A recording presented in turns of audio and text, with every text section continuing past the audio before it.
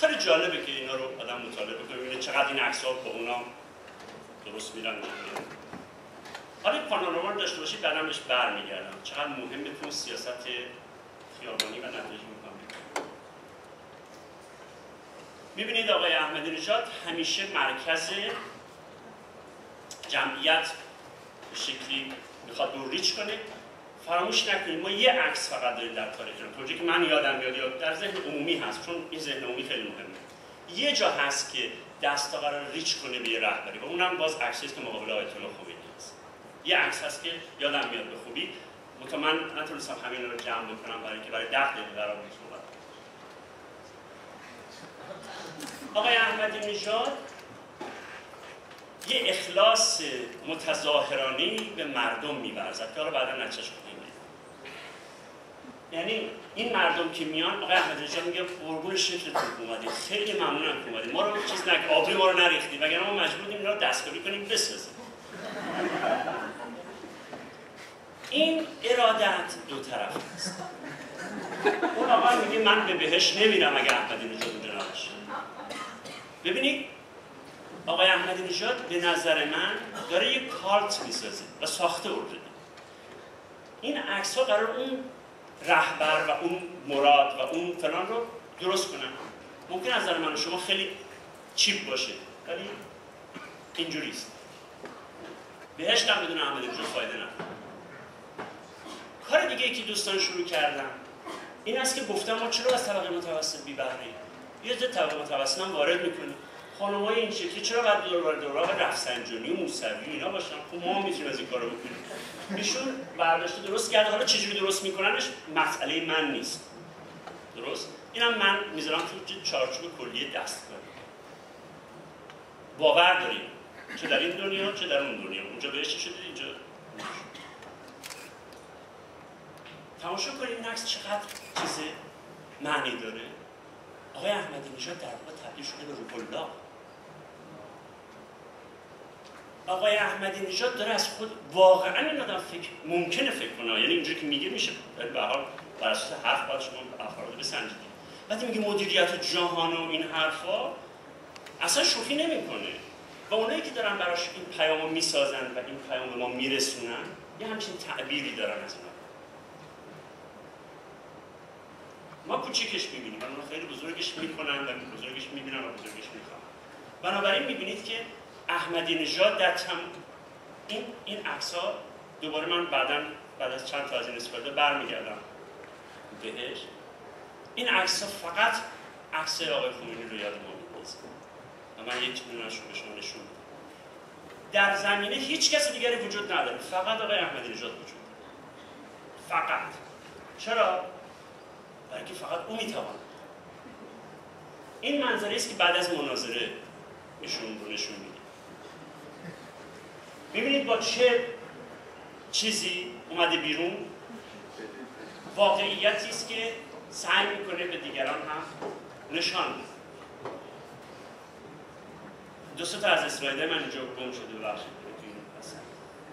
یه اسلاید دارم که خانم‌ها اینجوری و روی اینجاست بوده نرفت. اینجوری ایستادن، نمیدونم دیدید یا نه، دو تا خانم ایستادن صورتشون با پرچم ایران پوشیدن و اینجوری کردن. اون قراره بعد از این بیاد ببینید که واقعا این روحیه رو میدمه توی افراد. اینجا چی میبینید؟ به عنوان ایرانی شیعه من اینجا 5 تن رو میبینم. امروز دیگه روش نمی‌نویسیم یا حسین یا ابوالفضل، می‌نویسیم احمدی نژاد.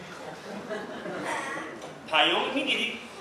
نمیگیرید هم مهم نیست، اینو خواهید گرفت. یعنی پیام قراره اینجوری خودش به شما منتقل کنه و میکنه.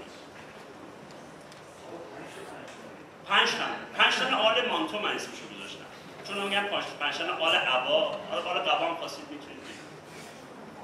و این نتیجه است که آقای احمدی نژاد داشت. بعد از مناظره یکی افتاده پابوسی ایشان. اون دستبوسی که دیدید برای این پابوسی است. و من ندیدم عکسی که کسی پابوسی آقای خمینی رو کرده باشه. من ندیدم. در ذهن عمومی نیست. ببینید من روزنامه‌نگارم، کارم اینه که مدارک روز به روز بخونم. من ندیدم. من یادمه که آقای مصباح مثلا پای آقای خامنه‌ای رو بوسیده. من ندیدم و نبود، در دوره ما نبود. پابوسی آقای خمینی مطرح، ولی اینقدر این صحنه‌ها تکرار داره میشه که خطرناکه. اجازه بدید برگردیم به این عکس مال آقای خمینی وقتی که ایشون قرار بود دفن میکنن. میبینید که مردم ایشون رو برهنه کردن تقریبا. من چی میخوام بگم؟ میخوام بگم که مردم برای مردم باید حقیقت رو برهنه کرد. این کاریست که آقای احمدی شد. مردم تا نبینن که این خمینی که داره تشییع میشه باور نمیکنن که این اونجاست. میخوان اینو با دست لمسش بکنن و باور کنن که مرد. باور نمیکنن. بنابراین برهنش میکنن. مهم نیست که شما اسمش تقدس میذارید. اون یه بحث دیگه است. من دارم از دید نشانه نگاه میکنم. شما باید حقیقت رو برهنه کنید تا باور کنید. و این اون کاریست که احمدی نژاد میکنه. با پیام رسانی عکس و پیام‌های دیگه هم میرسونه که از بحث من میرسونه.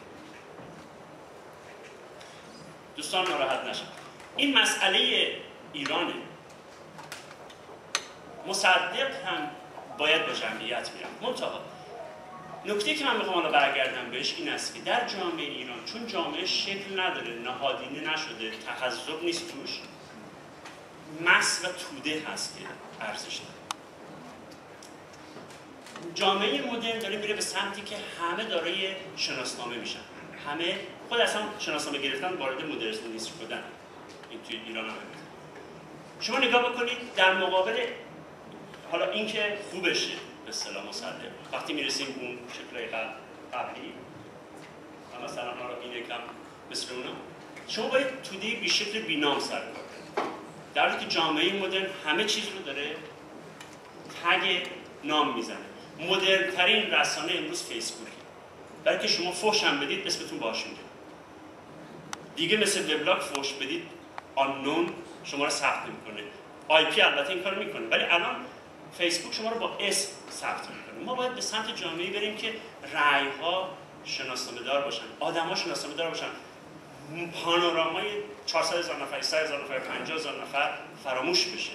چیزی که در خارج از ایران نیست. و این مال داخل ایرانه.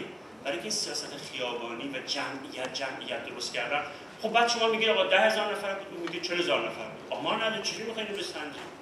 بلکه متر بکنید تو هر متر بسنجید چند نفر آدم هست.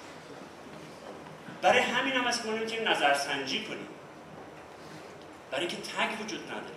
افراد شناسنامه ندارن. شما الان اینجا 50 نفری، تو اتاق بعدی من ممکنه همین 50 نفر رو بردارم ببرم، بگم یه اتاقی هم اونجا 50 نفر بودن. من نمیدونم که این جمعیتی که اینجا اومده پای سخنرانی من توی 10 تا شهر دیگه هم نیومده.